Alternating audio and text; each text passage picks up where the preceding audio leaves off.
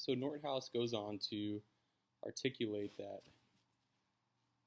through a meta-analysis of a variety of research studies, he has identified two approaches to authentic leadership work, which are the practical approach and the theoretical approach. And the practical approach evolved from real-life examples and training and development literature. And so this approach is going to articulate what seems to be attainable traits and an attainable process to authentic leadership. And then after that, we're going to take it the theoretical approach, which is based on findings from social science research.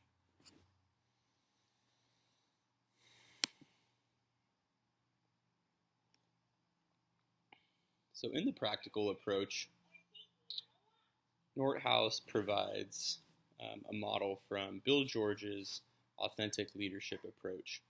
And so this was developed by George and is based on experience as a corporate executive and interviews with a diverse group of 125 successful leaders. And if you haven't had the chance, there's a great part of this chapter on Nelson Mandela and how he was an authentic leader in South Africa as president and even pre-president of the country. I thought that was a beautiful part of the chapter.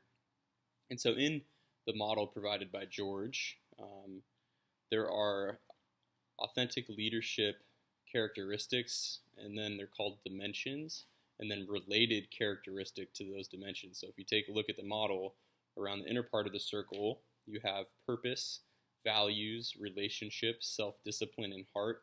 And then connected to them are characteristics, which are passion, behavior, connectedness, consistency, and compassion.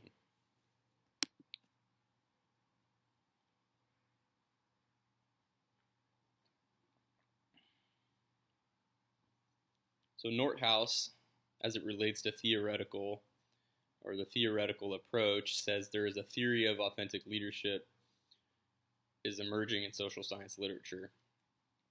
And so later on in the chapter, in the assignments part, I have a couple articles I think would be interesting as a class if we can find them. I haven't been able to yet, and then possibly surface them or have a conversation about them, as these were the initial fireworks, if you will, of authentic leadership research.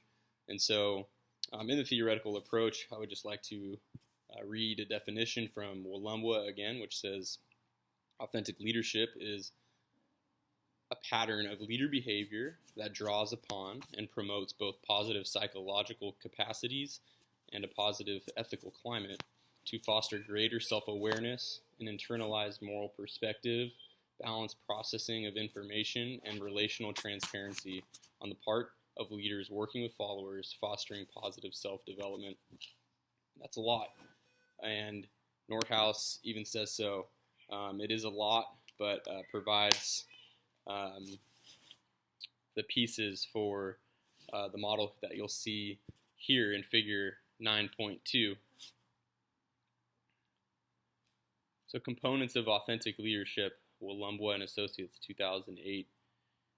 We have positive psychological capacities and moral reasoning that merge upon critical life events. And then we have the big pieces of the model here: self-awareness, internalized moral perspective, balanced processing, and relational transparency, and all of that leading to authentic leadership. And if you haven't had the chance, I don't have the time to go into all of the pieces of these that stood out to me. I really encourage you to do so. I personally feel like there's a lot of interesting information, a lot to be gleaned, and kind of lifted up in prayer and in community and to be worked towards. As I hope there's a part of us that wants to be an authentic leader if we aren't already, and strive towards that.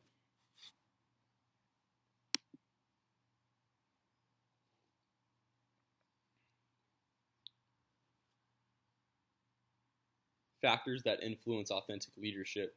Nordhaus goes on to acknowledge that there are factors in addition to the components in the model that contribute to authentic leadership. And so those are identified under positive psychological capacities, moral reasoning, and critical life events. And so I included here and would like to highlight the factors from positive psychological capacities, which are confidence, hope, optimism, and resilience.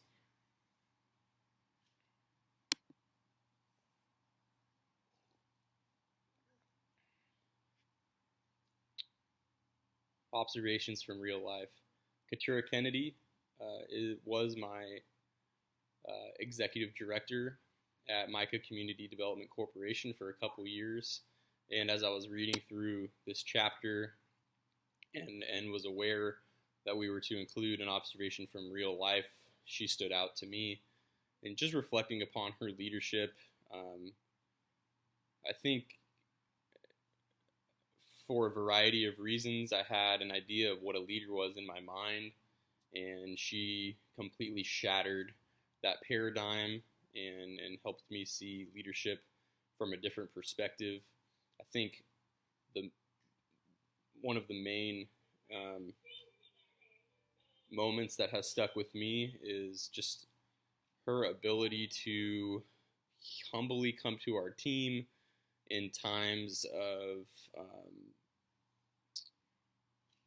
that we were struggling as an organization to get paid to fundraise, which mainly fell on her plate, and so she felt like she had failed the team, and just humbly brought that shortcoming and those struggles to our team. And to me, that is relational transparency, and what that did for our team was allowed others to be transparent with their struggles, and it was brought our team together around the table, and really increased trust among the team, increased connectedness, and even in a strange way, confidence in each other that we could triumph and improve together as a team. That nobody was perfect or above one another, but we all had a part of the mission and working towards that. And so, in addition to that, she's incredibly self-aware, helped us become more self-aware through various personality tests, and even just calling us out in our shortcomings and times of struggle, and a person of incredible hope.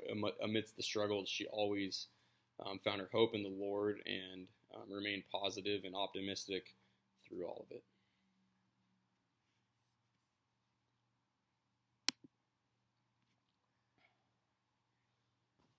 Strengths and weaknesses of authentic leadership as it's presented here with the research and outlined by Nordhaus. So some of the strengths: currently there's a high demand for research, as I articulated earlier, with the tensions going on in our country and the fallouts among leaders in bigger positions. There is a high demand.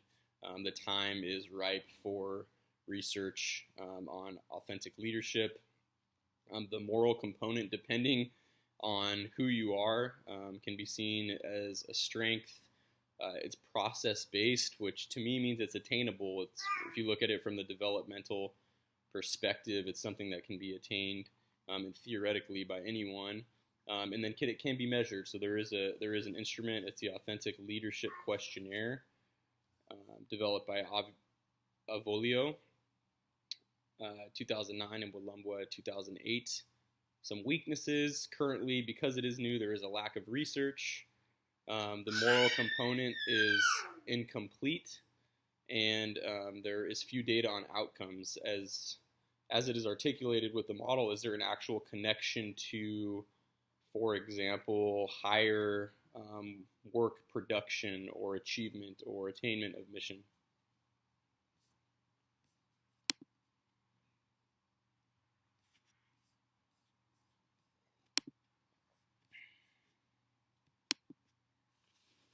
Recommendations for practice.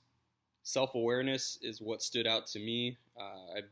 As someone who is in a position to hire people, self-awareness is the number one thing I look for. Are you aware of your emotions? Are you aware of your strengths and your weaknesses and your tendencies?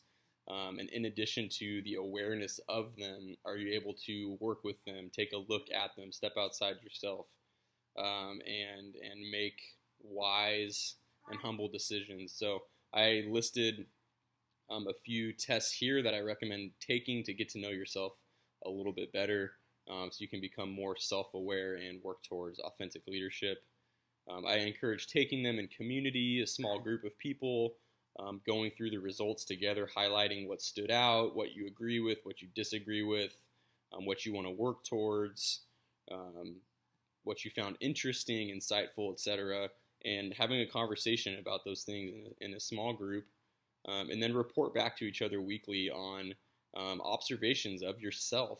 Did you notice that in this particular situation, this emotion rose up?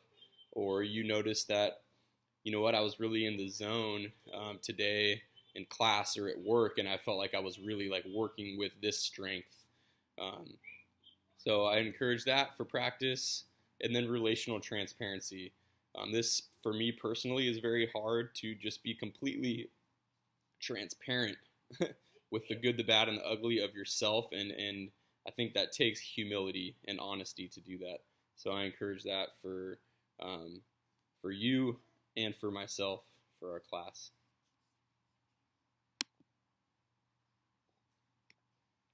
For assignments, I would like as a class if we could look for the articles that are bolded here, and is it a book as well?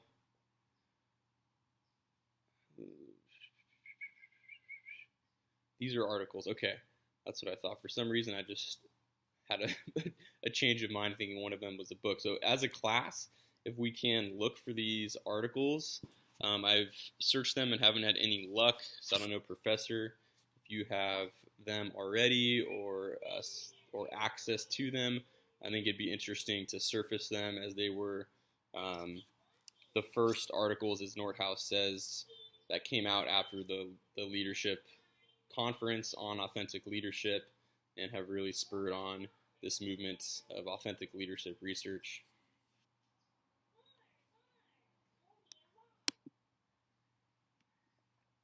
And citations. Thank you, class. Thank you for listening and for going through this with me as I present it to you. Just some final encouragements. I felt inspired by this chapter to be a more authentic leader, and I think I do agree. Our nation, our cities, our state, our world needs more authentic leaders who, in my opinion, are humble, honest, and working towards the common good, putting others before themselves. So let's be those people. Thank you.